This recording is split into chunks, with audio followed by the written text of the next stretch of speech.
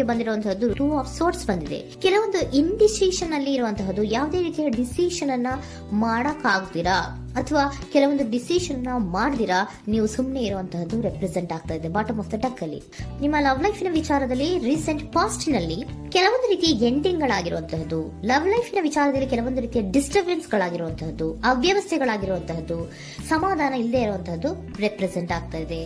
ಯಾಕೆ ಅಂದ್ರೆ ಲವ್ ಲೈಫಿನ ವಿಚಾರದಲ್ಲಿ ಯಾವುದೇ ರೀತಿಯ ಪಾಸಿಟಿವ್ ಬದಲಾವಣೆಗಳು ಆಗುತ್ತಾ ಅನ್ನುವಂತಹದ್ದು ನೀವು ಪಾಸ್ಟ್ನಲ್ಲಿ ನೀವು ನಿಮ್ಮ ಲವ್ ಲೈಫಿನಲ್ಲಿ ನೀವು ಆಲೋಚನೆಯನ್ನ ಮಾಡಿದ್ದೀರಿ, ಕೆಲವೊಂದು ಬದಲಾವಣೆಗಳಾಗುವಂತ ಸಾಧ್ಯತೆಗಳಿದೆಯಾ ಅಂತ. ಆದ್ರೆ ಎಂಡಿಂಗ್ ಗಳಾಗಿರುವಂತಹದ್ದು ಯಾವುದೇ ರೀತಿಯ ಸರಿ ಹೋಗ್ತಿಲ್ದೇ ಇರುವಂತಹದ್ದು ರೆಪ್ರೆಸೆಂಟ್ ಆಗ್ತಾ ಇದೆ. ತುಂಬಾ ಆಲೋಚನೆಯನ್ನ ಮಾಡಿರುವಂತಹದ್ದು ನಿಮ್ಮ ಲವ್ ಲೈಫಿನ ವಿಚಾರವಾಗಿ ನಿದ್ರಾಹೀನತೆಗಳಾಗಿದೆ.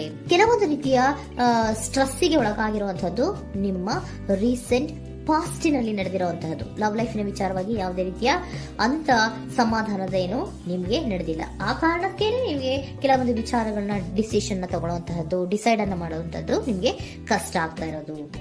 ನೀವು ಪ್ರೆಸೆಂಟ್ ಸಿಚುಯೇಷನ್ ಅಲ್ಲಿ ಬರುವಂತಹ ಆಫರ್ಗಳನ್ನ ನೀವು ಏನ್ ಮಾಡ್ತಾ ಇದ್ದೀರಾ ಅಂದ್ರೆ ರಿಜೆಕ್ಟ್ ಮಾಡ್ತಾ ಇದ್ದೀರಾ ಅಥವಾ ಮಿಸ್ ಮಾಡ್ಕೋತಾ ಇದ್ದೀರಾ. ಕೆಲವೊಂದು ಆಪರ್ಚುನಿಟೀಸ್ ಗಳು ಬಂದ್ರೂ ಕೂಡ ಅದರ ಬಗ್ಗೆ ನೀವು ಕರೆಕ್ಟ್ ಆಗಿ ಗಮನವನ್ನ ಕೊಡ್ತಾ ಇಲ್ಲ. ಯಾಕೆ ಕೊಡ್ತಾ ಇಲ್ಲ? ನಿಮ್ಗೆ ಗೊತ್ತಾಗ್ತಿಲ್ಲ ಏನ್ ಮಾಡ್ಬೇಕು. ಅದಕ್ಕೋಸ್ಕರ ನೀವೇನ್ ಮಾಡ್ತಿದ್ದೀರಾ, ಎಂಡಿಂಗ್ ಆದಂತಹ ಆಫರ್ಗಳಿರ್ಬೋದು ಅಥವಾ ಬೇರೆ ಯಾವುದೇ ಆಫರ್ಗಳಿರ್ಬೋದು ಬಂದ್ರೆ ಅದನ್ನ ನೀವು ಗಮನನೇ ಕೊಡದೇ ಇರುವಂತಹದ್ದು. ಯಾವುದೋ ಕೆಲವು ವಿಚಾರ ನಿಮ್ಮ ಲವ್ ಲೈಫಿನ ವಿಚಾರವಾಗಿ ಕೆಲವೊಂದು ರೀತಿಯ ಮತ್ತಷ್ಟು ಮುಟ್ಟೋದು ಅಂದ್ರೆ ರಿವ್ಯಾಲ್ಯೂಯೇಷನ್ ಅನ್ನ ಮಾಡ್ತಾ ಇರುವಂತಹದ್ದು ಪ್ರೆಸೆಂಟ್ ಆಗ್ತಾ ಇದೆ.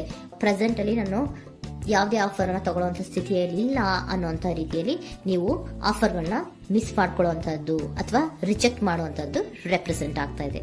ನೆಕ್ಸ್ಟ್ ಕಾರ್ಡ್ ಬಂದಿರುವಂತಹದ್ದೇನು, ಪ್ರೆಸೆಂಟ್ ನಲ್ಲಿ ಪೇಜ್ ಆಫ್ ಸೋರ್ಸ್ ಬಂದಿದೆ. ಯಾವುದೋ ಒಂದು ನಿಮ್ಮ ಲವ್ ಲೈಫಿನ ವಿಚಾರವಾಗಿ ಬಹಳಷ್ಟು ಕ್ಯೂರಿಯಾಸಿಟಿಯಿಂದ ಏನೋ ವಿಚಾರವನ್ನ ತಿಳ್ಕೊತಾ ಇದ್ದೀರಾ, ಬಹಳಷ್ಟು ಕ್ಯೂರಿಯಾಸಿಟಿಯಿಂದ ತಿಳ್ಕೊತಾ ಇದ್ದೀರಾ ಏನಾಗ್ತಾ ಇದೆ, ಹೇಗಾಗ್ತಾ ಇದೆ ಅಂತ. ತುಂಬಾನೇ ನೀವು ಕೆಲವೊಬ್ರು ಲವ್ ಲೈಫಿನ ವಿಚಾರದಲ್ಲಿ ತುಂಬಾನೇ ಮಾತು ಕೂಡ ಆಡ್ತಾ ಇರುವಂತಹದ್ದು ರೆಪ್ರೆಸೆಂಟ್ ಆಗ್ತಾ ಇದೆ.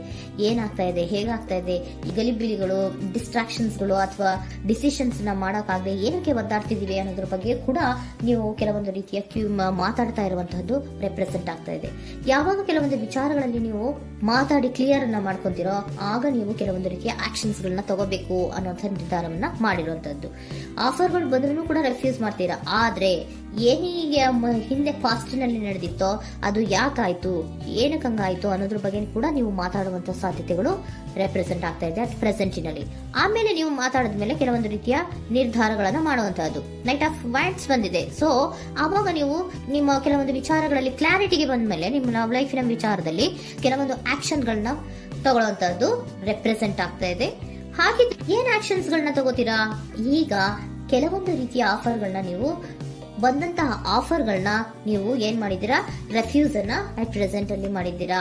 ಈಗಲೂ ಕೂಡ ನೀವು ಬಂದಂತಹ ಆಫರ್ ಅನ್ನ ನೀವೇನ್ ಮಾಡ್ತೀರಾ, ರೆಫ್ಯೂಸ್ ಅನ್ನ ಮಾಡ್ತೀರಾ ಅಥವಾ ರಿಜೆಕ್ಟ್ ಅನ್ನ ಮಾಡ್ತೀರಾ. ಯಾಕೆ? ಸೆಕೆಂಡ್ ಕಾರ್ಡ್ ನಿಮ್ಗೆ ಇಮಿಡಿಯೇಟ್ ಫ್ಯೂಚರ್ ನಲ್ಲಿ ಸೆಕೆಂಡ್ ಕಾರ್ಡ್ ಬಂದಿರೋದು ಯಾವುದು, ಹಾರ್ಮೆಟ್ ಕಾರ್ಡ್ ಬಂದಿದೆ. ಸೊ ಲೋನ್ಲಿನೆಸ್ ಅನ್ನ ರೆಪ್ರೆಸೆಂಟ್ ಮಾಡುತ್ತೆ. ಯಾಕೆ ಲೋನ್ಲಿನೆಸ್ ಅನ್ನ ರೆಪ್ರೆಸೆಂಟ್ ಮಾಡುತ್ತೆ? ಬೇಡಪ್ಪ, ಈ ಜಗ್ಲಿಂಗ್ ಗಳೇ ಬೇಡ. ತುಂಬಾ ಜಗ್ಲಿಂಗ್ ಇದೆ ನಿಮ್ಮ ಲವ್ ಲೈಫಿನ ವಿಚಾರದಲ್ಲಿ. ಕೆಲವೊಬ್ಬರಿಗೆ ತುಂಬಾ ಜಗ್ಲಿಂಗ್ ಇದೆ. ಯಾವಾಗ್ಲೂ ಬ್ಯಾಲೆನ್ಸ್ ಅನ್ನ ಮಾಡ್ತಾ ಇರ್ಬೇಕು. ಈ ಕಡೆಗೆ ಹೇಳಿದ್ರೆ ಆ ಕಡೆಗೆ ಹೋಗುತ್ತೆ, ಆ ಕಡೆಗೆ ಹೇಳಿದ್ರೆ ಈ ಕಡೆಗೆ ಬರುತ್ತೆ.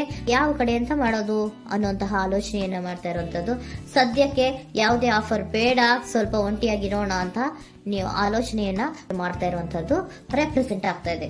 ಮತ್ತೆ ಕೆಲವೊಬ್ಬರಿಗೆ ಕೆಲವೊಂದು ರೀತಿಯ ಕ್ಯೂರಿಯಾಸಿಟಿಯಿಂದ ಏನಾಗ್ತಾ ಇದೆ ಅಂತ ವಿಷಯಗಳನ್ನ ತಿಳ್ಕೊಂಡ್ಮೇಲೆ ಕೆಲವೊಂದು ಆಕ್ಷನ್ಸ್ ಗಳನ್ನ ತಗೊಳ್ಳುವಂತದ್ದು ಕೂಡ ರೆಪ್ರೆಸೆಂಟ್ ಆಗ್ತಾ ಇದೆ.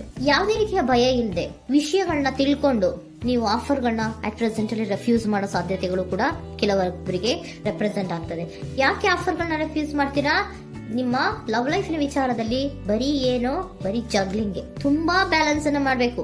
ಯಾವ ಕಡೆ ಮಾಡ್ಬೇಕು, ಹೇಗ್ ಮಾಡ್ಬೇಕು ಗೊತ್ತಾಗದೇ ಇಲ್ಲ. ನೀವೇನ್ ಮಾಡ್ತೀರಾ, ಸ್ವಲ್ಪ ದಿನದ ಮಟ್ಟಿಗೆ ನಾನು ಲೋನ್ಲಿ ಆಗಿರ್ಬೇಕು ಅನ್ನೋದನ್ನ ಇಲ್ಲಿ ನಿಮ್ಗೆ ಲವ್ ಲೈಫಿನ ವಿಚಾರವಾಗಿ ರೆಪ್ರೆಸೆಂಟ್ ಆಗ್ತಾ ಇದೆ. ಈ ಎಲ್ಲಾ ಕನ್ಫ್ಯೂಷನ್ಸ್ ಇರೋದ್ರಿಂದಲೇ ನಿಮ್ಗೆ ಬಾಟಮ್ ಆಫ್ ದ ಡಕ್ ಬಂದಿರೋಂತಹದ್ದು 2 ಆಫ್ ಸೋರ್ಟ್ಸ್ ಬಂದಿರೋಂತಹದ್ದು. ಸೊ ಇಂಡಿಸಿಷನ್ ಆಗ್ತಾ ಇರೋಂತ ಏನ್ ಮಾಡ್ಬೇಕು ಗೊತ್ತಾಗಲ್ಲ.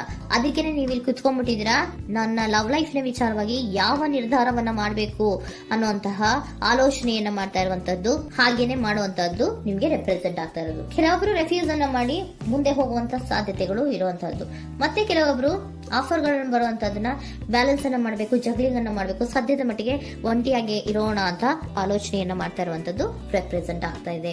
ನಿಮಗೆ ಏಂಜಲ್ ಗೈಡೆನ್ಸ್ ಏನ್ ಕೊಡ್ತಾ ಇದ್ದಾರೆ, ಡೋಂಟ್ ಸ್ಟಾಪ್. ಇಲ್ಲಿ ಡೋಂಟ್ ಸ್ಟಾಪ್ ಇನ ಅರ್ಥ ಏನಪ್ಪಾ ಅಂದ್ರೆ, ಯಾವ ಕೆಲವು ವಿಚಾರಗಳ ಬಗ್ಗೆ ಕ್ಲಾರಿಟಿ ಬೇಕು ನಿಮ್ಗೆ, ಯಾವ ವಿಚಾರಗಳಲ್ಲಿ ನೀವು ಕನ್ಫ್ಯೂಷನ್ಸ್ ಅಲ್ಲಿ ಒದ್ದಾಡ್ತಾ ಇದ್ದೀರಾ, ಏನ್ ಕ್ಲಾರಿಟಿ ಬೇಕೋ ಅದನ್ನ ಧೈರ್ಯವಾಗಿ ಮುಂದೆ ಬಂದು ಅದನ್ನ ಕ್ಲಾರಿಟಿಯನ್ನ ತಗೊಂಡು ಮುಂದೆ ಹೋಗು, ಅಲ್ಲೇ ನಿಂತ್ಕೋಬೇಡ ಅನ್ನುವಂಥದ್ದನ್ನ ನಿಮ್ಗೆ ಹೇಳ್ತಾ ಇದ್ದಾರೆ. ಯಾವ ವಿಚಾರವನ್ನ ನೀವು ಲವ್ ಲೈಫ್ ನ ವಿಚಾರದಲ್ಲಿ ಏನ್ ಈ ಜಗ್ಲಿಂಗ್ಗಳು ಅಥವಾ ಈ ಬ್ಯಾಲೆನ್ಸ್ ಗಳನ್ನ ಮಾಡ್ಕೊಂಡು ಅಥವಾ ಎಳ್ದಾಟಗಳನ್ನ ಮಾಡ್ಕೊಂಡಿದ್ದೀರೋ ಅಲ್ಲಿಗೆ ಕ್ಲಾರಿಟಿನ ತಗೊಳ್ಳಿ, ಧೈರ್ಯವಾಗಿ ಕ್ಲಾರಿಟಿನ ತಗೊಂಡು ನೀವು ಮುಂದೆ ಆಕ್ಷನ್ಸ್ ಅನ್ನು ತಗೊಳ್ಳುವಂತದ್ದು ರೆಪ್ರೆಸೆಂಟ್ ಆಗ್ತಾ ಇದೆ.